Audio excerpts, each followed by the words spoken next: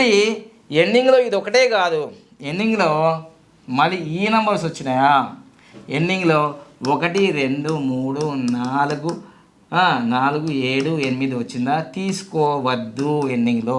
అవి ఎక్సలెంట్ వచ్చినా, very good వచ్చినా, గుడ్ వచ్చినా, ఇవి ఏ వచ్చినా ఇవి తీసుకోకూడదు. ఈ నంబర్లు తీసుకుంటే ఎంత ప్రాబ్లం, మాకు ఇంత చరిత్ర ఉంది వాళ్ళందరి కూడా. సో అట్లా ఎందుకు తీసుకోవద్దని మా న్యూమరాలజీ కోర్సులో చెప్తాం అన్నమాట.